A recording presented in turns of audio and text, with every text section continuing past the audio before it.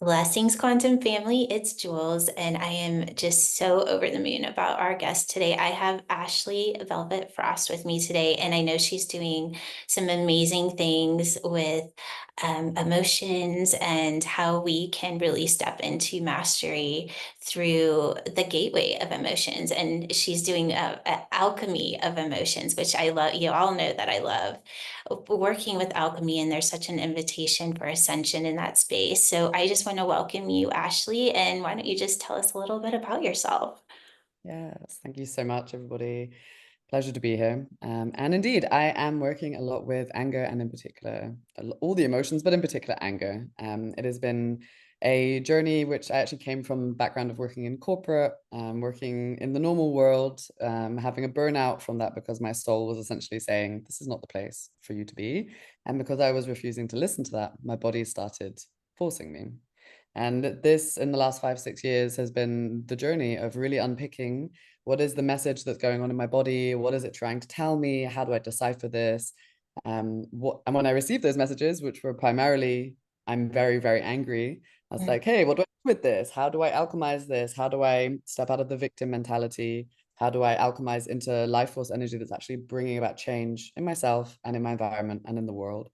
So that's what I'm doing now. I'm working with men and women, hosting retreats, online trainings, online anger releases, one-on-one sessions to help people really tap into their emotional body and yeah, turn it into something that is going to help them move forward and not to stay stuck in the feelings because no one ever told us how to handle our emotions. No one ever gave us the template of what to do with this. I like to use the word mastery because we've never been shown how to master anything, let alone our emotions, which are the most human thing that exists in our body as well. So I'm excited to be here, have this conversation as well. Beautiful. I want to just take that kind of that last little piece of, that emotion is so much of what makes us human. And I also just in reflection of that is I feel like it's the baseline of what we are as human. I think it's like what comes after that is like once we actually master that kind of baseline of emotion, that like who we really are comes after that. And I could hear that in your voice when you were speaking of that you're really in a place where you're starting to live that is because emotion is just the beginning. It's just the gateway, and it's either controlling us or we're using it to ascend through. So I want to talk a little bit about just what your journey has been. And you kind of left the corporate world, and now you're in this place where you're truly living in mastering the emotions, and just what that was like for you. Yeah, and I like to be honest, like I always think of that Maslow hierarchy of needs, and I feel like emotions are like at the bottom. Oh, Like they feel primitive, but that's because they actually are. Like they are evolutionarily designed messengers that are trying to tell you something. And it's like we've obviously evolved to this civilization now that is like getting higher and higher and consciousness and more concepts and technology. And like we've seemed to have forgotten there's like a foundational block at the bottom there that we tend to think that we're just almost too evolved for in a way, which I find a lot now working with anger. Everyone's like, I'm too civilized for this. I'm like, well, some part of you is also uncivilized, and that also needs its space, otherwise it comes through in other ways. So that was for me essentially my journey. I was, even though I like to think that growing up I was quite outspoken and quite in my I knew my direction, or at least I knew I'd say my truth, but I realized that I was just being a nice girl all of my upbringing. I had always put other people in front of me, whether I thought they were better than me, smarter than me, richer than me. I did everything that you're meant to do, like get all the grades, do the sports, go to university, go to a good university, get a good results, get a good job in London afterwards. And all of these things that seem to be a template that was created for me of like, what does successful life look like? And there were many moments where I was just ignoring that my body is like, Ashley, you're tired. Ashley, maybe you don't want to go work in this job 9 to 5. Maybe you don't want to be working when you're on your period because your body is telling you to rest, but the 9 to 5 sitting in an office with misogynistic men in a majority male industry is not what you want to be doing. It's like there was so much more coming through. But because of this like limited view of how I thought my life could be, I was like, well, I can't do anything else. This is my paradigm. Like I can't be anyone different. So indeed, when I had a crash, and I had a crash, like my body shut down. I was in bed for 2 months. I couldn't even walk. I couldn't do anything. And then you really meet your shadows. You really meet all of these little voices that you had been covering up with working, with success, with going to the gym, with eating food, with dating, with partying, like all these things I'd been ignoring came like smack bam into my awareness. And that was, yeah, very, very tough at times, especially if you're not taught how to handle when depression comes, when overwhelming feelings come, and then you end up going into what feels like spirals. So yeah, when I entered into this work, I eventually, after a couple of years, found emotional release training. And it was like very, how do I say, synchronistic, because I grew up in Germany, even though I'm English.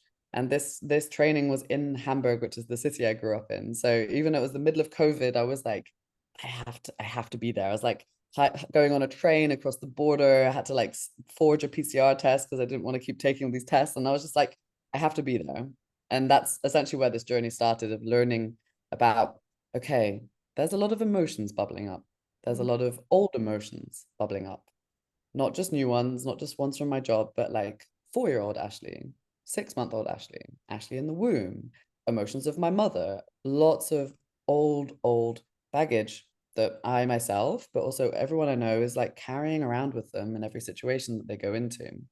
And we are never really shown, okay, it's when these come up in the form of triggers, we're not really taught to make that connection. So that's, first of all, we're just projecting into the current moment that this trigger is the cause. And it's like, no, most people I know are actually like 7-year-olds in adult bodies who are navigating their life right now and then reacting like 7-year-olds. And I was doing the same. So yeah, long story short, this is where I've got to. I like learned essentially, and the reason that I tap into anger the most is because that's what saved my life. That is what pulled me out of the hole of depression back in 2021. That is what reminded me that no one's going to come save me, that I can stop waiting for something on the outside to be this knight in shining armor. And that actually, when you take responsibility for yourself, and then everything in your life starts changing, because you also realize, I'm doing this all to myself. Wow, okay. And then you have a bit of humbleness and you're like, cool, now life can change. And yeah, to add on to the embodying part of it took me a long time. Like my journey from healing started, let's say, trying to focus on Western medicine first. Okay, that didn't work. I went to a naturopath. I tried to change my diet. I started doing ice bathing. I started doing Wim Hof breathing. It's like the slippery slope that all my clients also get to, and they're like, nothing is working. What's going on? And then they finally get to the bottom, and they're like, maybe I need to look at the things I've been avoiding in my emotional world. And that's when a lot of changes start happening. So people come to me when they're ready. It takes a bit of time sometimes.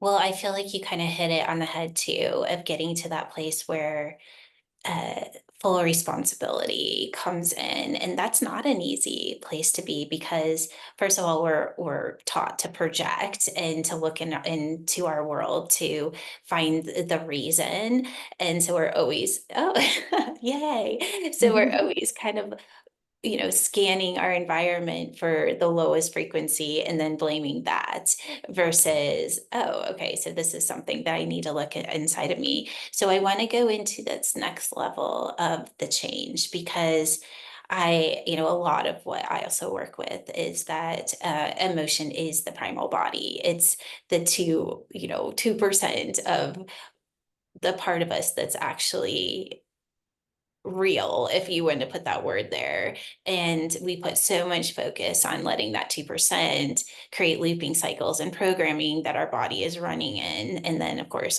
we're having conscious experience of that. But in that, we also have the ability to use it to upload it, is how I would say it, like kind of upload it into this higher operating system and start to explore life through it, emotion as information. And once we started seeing it as as information, we kind of dissociate from that primal programming and start to use it to make informed decisions where we can start to use responsibility. And the last word that you said was change.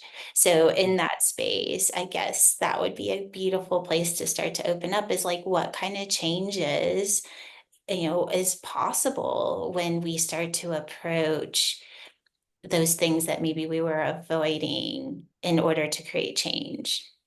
Mm. Yeah, I mean, the question I ask every client before we are about to start, like when they're let down, I'm like, how do you want to feel after this session? And Mm, 95% of people are like, I want to feel lighter and clearer. I think that's what most of us want. We want to feel like we're not so heavy, whether it's physically, but with physical symptoms, but also with emotional symptoms. And a lot of us are seeking clarity. Like a mm, lot of us don't know what to do next, where to go, because there's a lot of fog. There's a lot of opinions, emotions, maybe shame, guilt, anxiety also floating around, and we can't quite always see where we want to go to. So for myself, that helped a lot when I would start tapping into, okay, what the hell is going on? Whose stories are in my head? Who is my critic? It's definitely not me. I think it's one of my parents. Okay, what is actually my truth? What do I believe in? What are my values?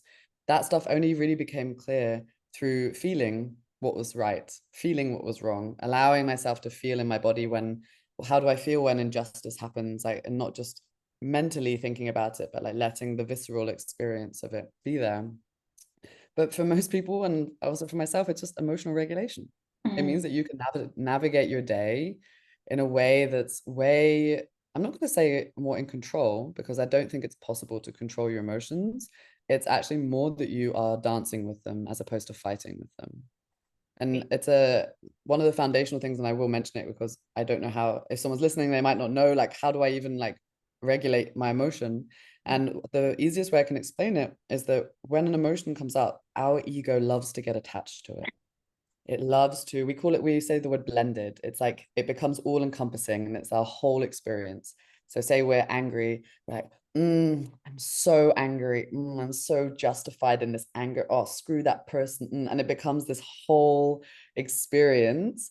But in reality, as we know, it's just an energy moving through us, emotion, energy, emotion. So when we try to separate ourselves from this to witness the emotion, so I'm feeling anger right now.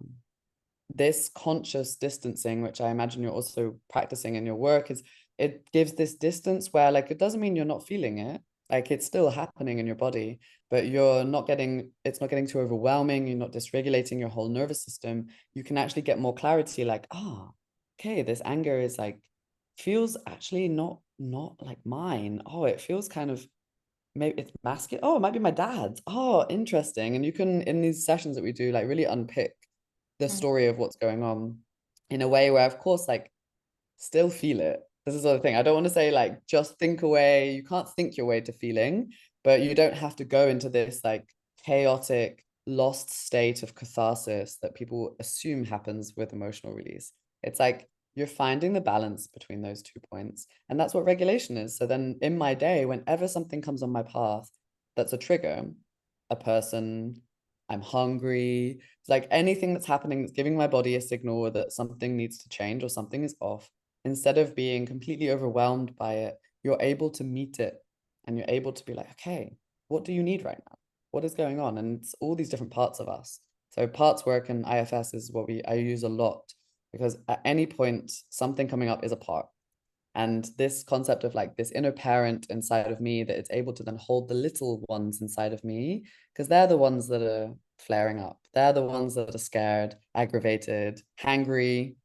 I definitely have a thing with hunger. Like I need to eat. So yeah, this is all like very foundational at work that really should have just been modeled by our parents, but they also didn't get the ability to do that for us. And that in itself is a process. Like many clients I know are like, yes, but my parents did the best they could with what they had, so I can't be angry at them. I'm like, a part of you is allowed to feel that. You're a rational adult who's empathetic and understands. Now you probably have your own kids and you get it. But there's still a 3 or 4 year old inside of you that wants to have a temper tantrum that's like, Mom, why aren't you looking at me? Why aren't you paying me attention? Whatever the topic is that happened there. And that's what we're trying to find, like what needs to still be expressed, to be let go of, so that it's no longer trying to complete itself in your psyche every time with a new situation, a new partner that doesn't give you attention, oh, another partner that doesn't give you attention, because it's just trying to heal that loop. And yeah, that's why I love this stuff so much, because your life changes like crazy when you close these old loops behind you.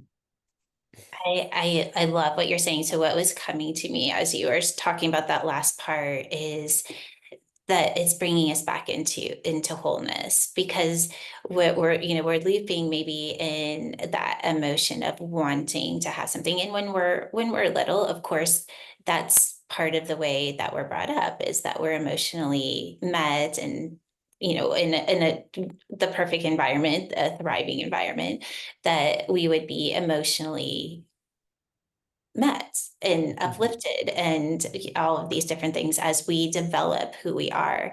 And when those things don't happen, then we go into that searching and blaming of trying to fulfill that. And so what I was hearing is like, once we have that information, that's when the responsibility comes in, is once we realize, oh, okay, so I'm wanting this person to feed this so that I can feed that emotional, maybe like unfulfillment, if you will.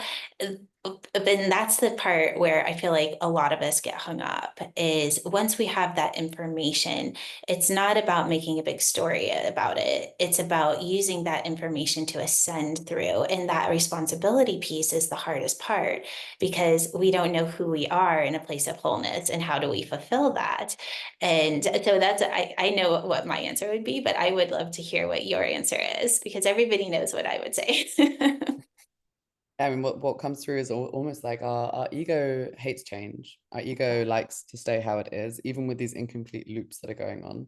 And so whenever the concept of also something changing and letting go, the ego is like, I don't want to do that. That feels uncomfortable. That feels sticky. It can feel like dying almost. That's why that term ego death, like that people have when they do medicine ceremonies, it happens in these sessions as well, because there's many micro mini deaths happening of a state of how you were and the shifts that need to happen in that. And what I love is that there's so many of these micro shifts happening. So it doesn't, people assume because I work with anger that you're going to be screaming the whole session and that you're going to be crying loads and there's going to be loads of release. I'm like, no, like even a really deep sigh of like oh, whoa, I never realized that before. Like that is an emotional release. That is a shift of the internal state that you have.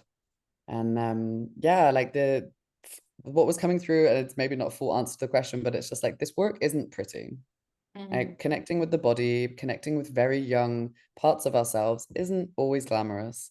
And it can involve times of sitting in your bed, rocking a pillow as if it's the like 4-year-old you who really needed your mom to come and tend to you because you were crying loads and you were neglected in some way.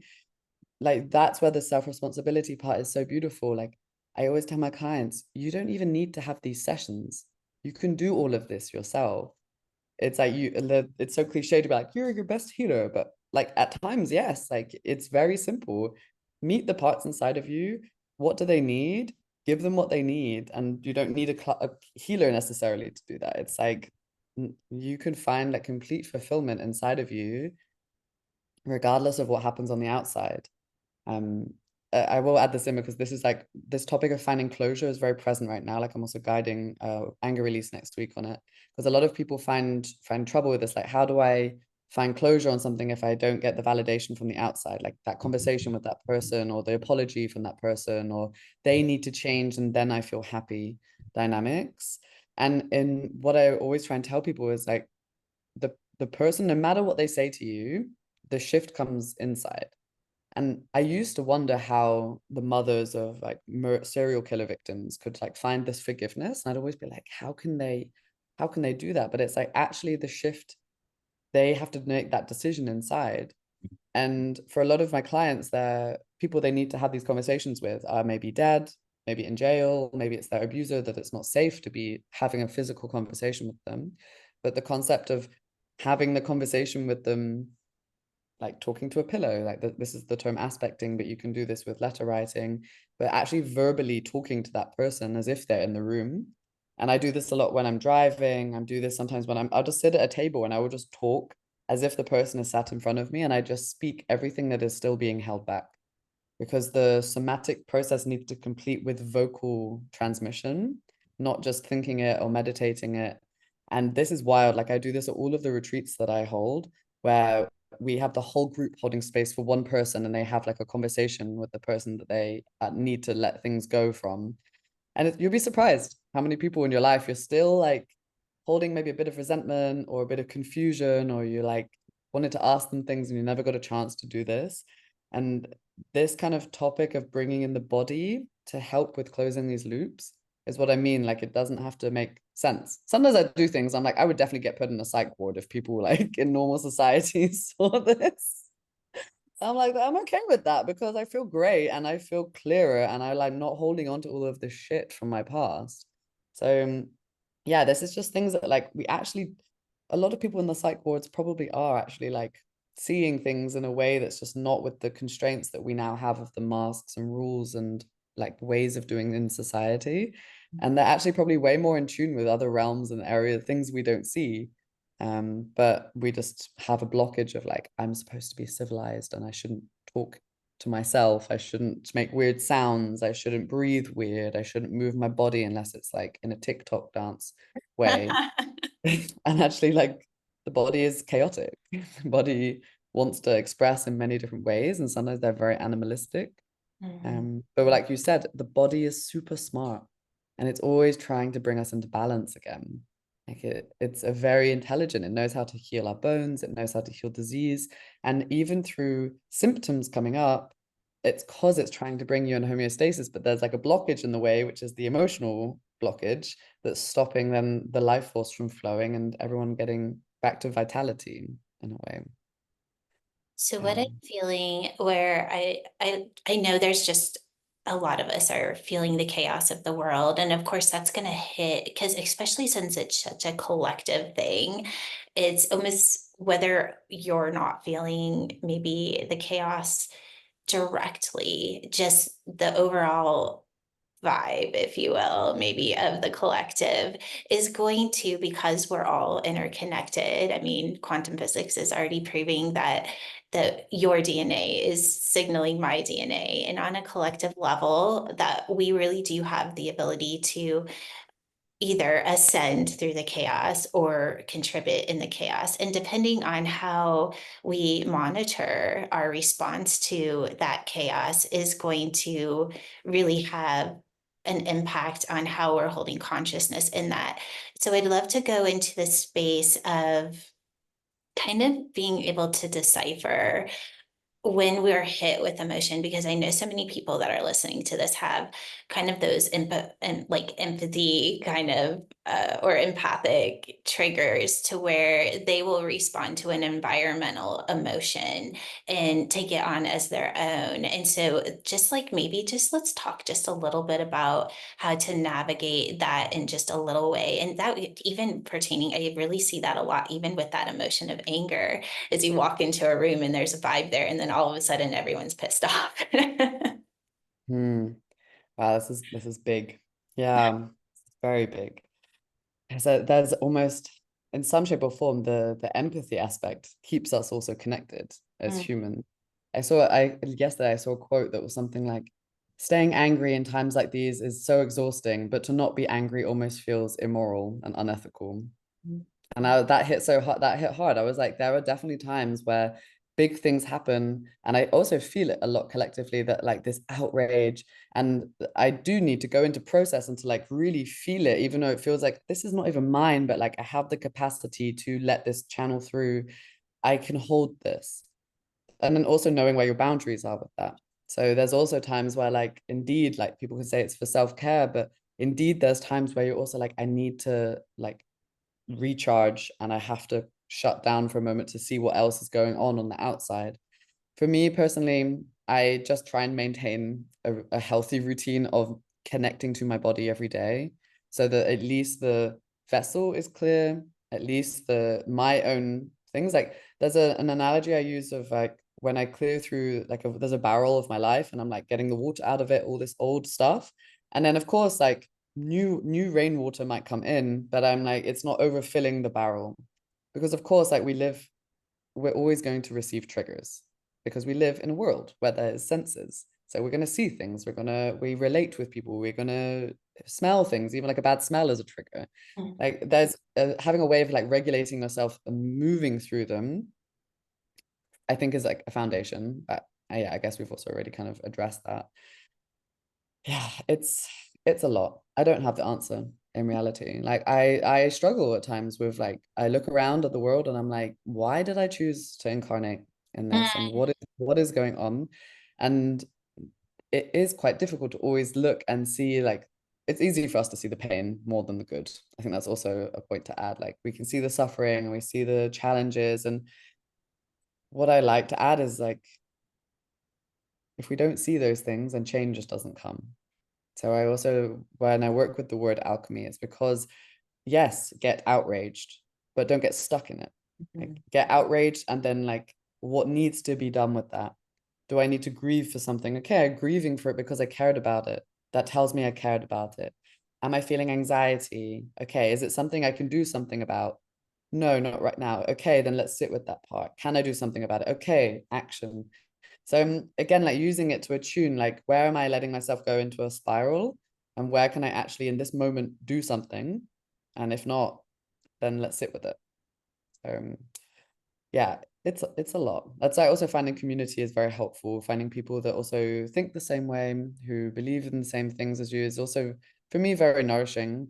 Like I have a lot of my friends are also living the nomad life. Like we're not living in any one place. We're doing this kind of work, which can be taxing on the body, can be tiring. And then they understand like, okay, they know the cycles that you're also running in. And like also as being a woman, like when you get your bleed, you want to chill more. And having this perception that's just yeah not so mainstream is also helpful at times for me at least.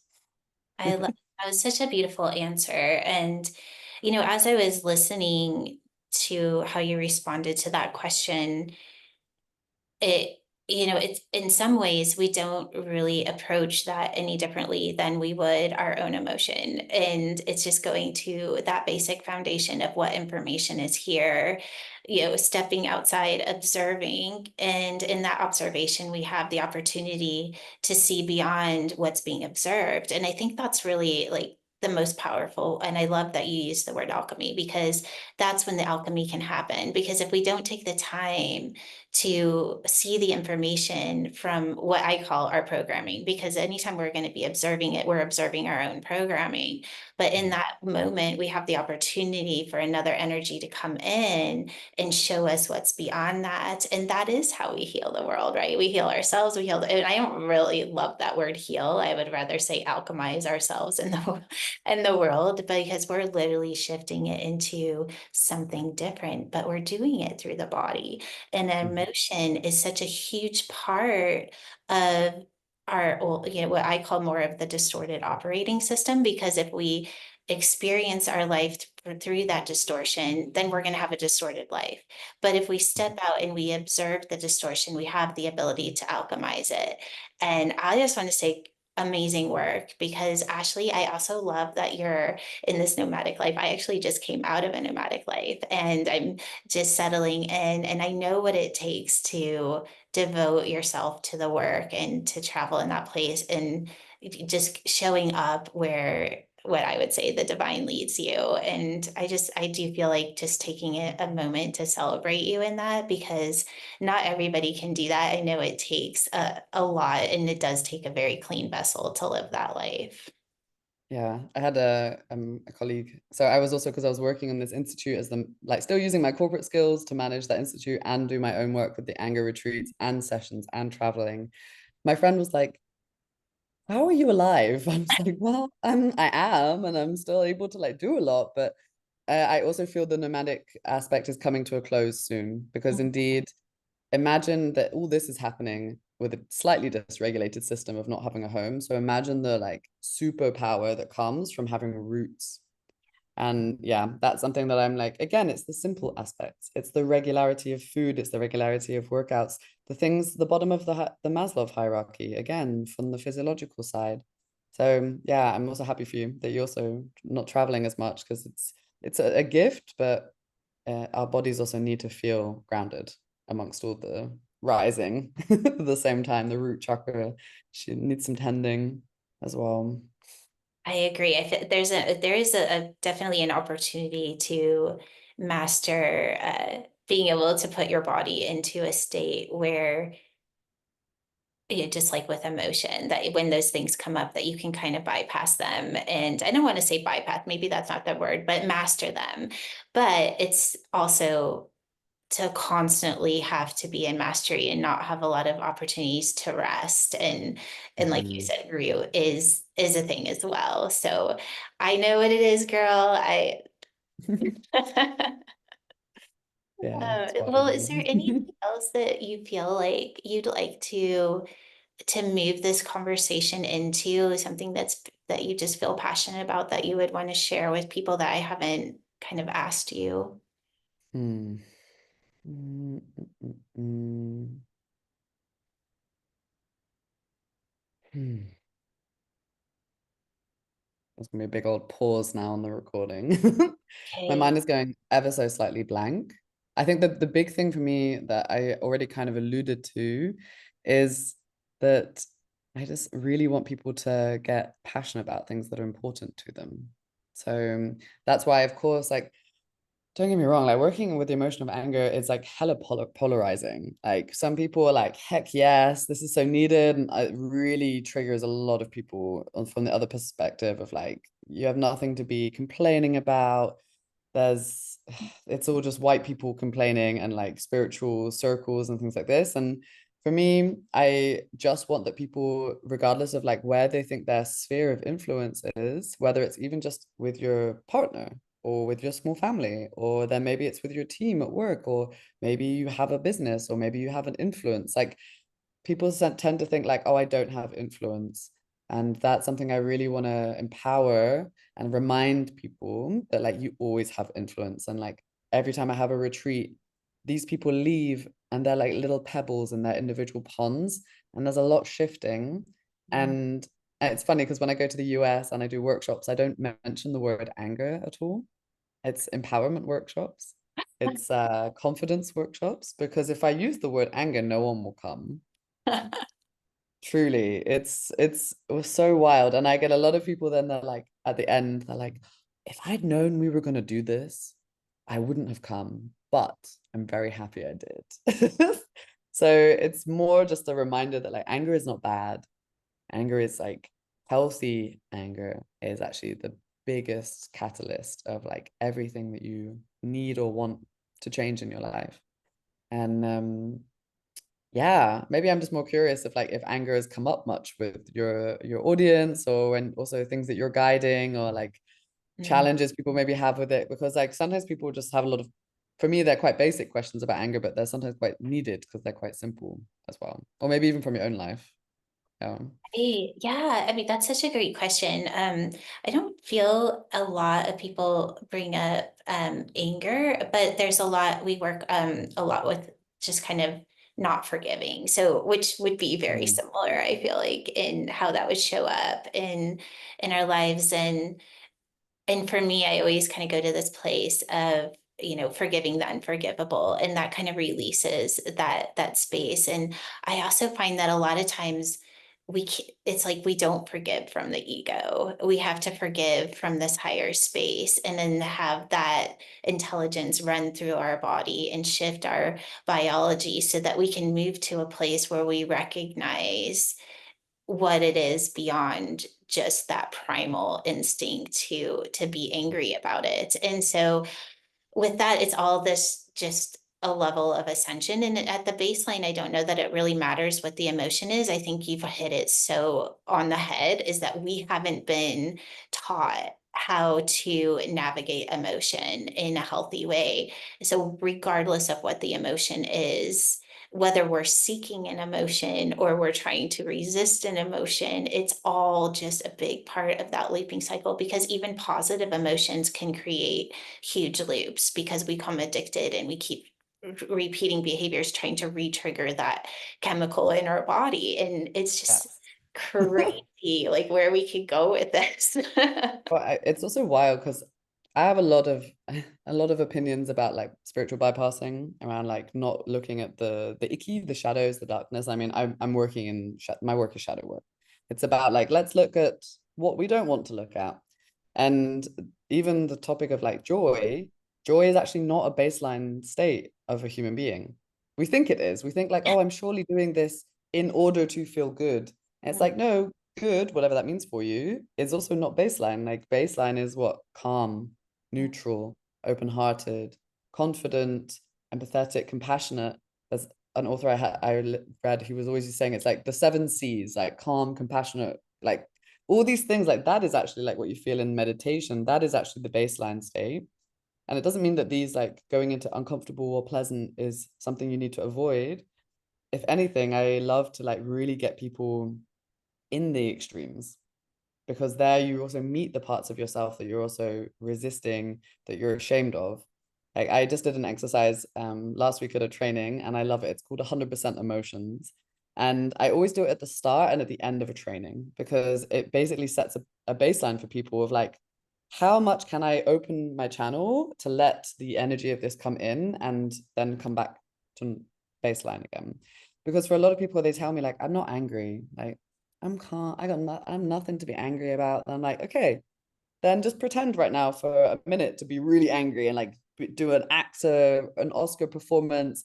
And then they're like, I'm like, then if you can't do that, then something is blocked in Mm. the channel being open. So the 100% emotions I do, it's like I choose 4 songs. One of them's an angry one, a sad one, a happy one, a scary one.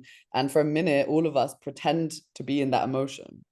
And it's wild. I love it. But you really start to notice like, wow, I actually cannot embody fear very much. Like maybe I'm blocking that a lot, or I'm like ignoring it, or even joy. I mean, as a British person, we're like perpetually grumpy. So stepping into joy was quite difficult at times to be like, woo, yeah, yeah, woo. Like that felt so weird to like let in. So it's a lot of actually these exercises a lot of actors do in acting school, because they have to be channels for emotions. And yeah, that's just my invitation is like, see where you can go, and if you can't go there fully, then get curious of what is stopping it. So that's a lot of the stuff we're doing at my retreats. It's like it's a bit weird. I love it. It's like big shifts happening because people meet themselves. They're like, wow, I didn't know there was like a inner lion inside of me that was like wanting to roar at my boss, and all of these different dynamics happening. So it's yeah, very playful at times as well, because like we also want to have fun. We don't have to be serious so much at the time. I love that. You know what I heard in all of that is it all is fun, right? If we disassociate our ego's perception of what emotion is, or our ego's perception of the story that's behind it, it Mm, is all just being the actor and like putting in on that persona and actually mastering what the emotion is from a place of consciousness. And how fun is that? It's not about denying it. It's because denying it is the part of us that's judging it and saying, ooh, that's bad, or ooh, that's uncomfortable, or ooh, mm, it's this. And we just step in and just, okay, well, is it really uncomfortable if I'm like sitting in this and I'm just holding it? And I think they say like if you just sit in the motion and without having to judge it, and you're just in the experience of it, it just like it's gone, and then you just move on. And anyways, I love what you're doing, Ashley. It's yeah. just so amazing. Did you have a reflection on that? Yeah, that was just because this is the phrase we use in sessions is if something pops up, it's like, can you allow this right now? Mm. Can you, oh, there's sadness here. Can you allow this sadness to be here right now? It doesn't mean you need to have a story about it. You don't need to judge it. Just can you let it exist for a moment? And just by doing that, indeed, like you say, it's more than half the process. Like just witnessing it and being like, okay, you're here. Your body already knows what to do. So when you say whoosh, it's like, okay, what does whoosh mean? Whoosh is like, oh, I notice I feel sad, and my face wants to make a sad face, and I feel a bit of heaviness on my chest, and oh, like some deep breaths want to come and some sounds want to come, and maybe a tear comes, maybe it doesn't. But just giving the permission that, like, okay, you're allowed to be here, sadness. Now, body, what do you need to do to clear this? And then it's like you say, then gone. Like, allow it, give yourself permission, however that looks like, and you're going to find a lot more peace with your existence and your emotions. And you know, when it all comes down to it, I really do feel for most of us, I can't say for everyone, that's a big statement, but that's what we're seeking, is to just Mhm. feel at peace. And in that, I feel it, yeah, as much as we all want to feel more of that joy and all of that, more of the high, that's not what, I totally agree with that. And I really appreciate you bringing that up, because so many people are seeking that spiritual high, but that's not who we are. Our innate being is that place of stillness and peace. And I think that's such a great baseline to identify in at least a level of truth of, who am I, right? I'm this. Yeah. With that, I'm going to let you kind of tell us where we can find you, Ashley, if they want to work with you, maybe go to one of your retreats, what you have coming up. Yeah, happy to. So it's very easy. You can find me at Ashley Velvet Frost, either on IG or .com. There you'll see all the information about sessions. I have a women's anger retreat coming up in November in Spain. And I do work with men, but I also just have two women containers that are coming. September, a online women's anger training. It's a 6 month online course that's starting. And end of September, I have a membership that's opening, which is for everybody, all levels. It's called the Academy of Anger, and it has classes, 4 or 5 classes a week of regulation, of releasing, and reprogramming. So yeah, I basically just gathered all of my colleagues in the field and like, guys, you've got a platform now. Give the people what they need. So yeah, all of that you can just find on my website and my IG as well. Amazing. Oh my gosh.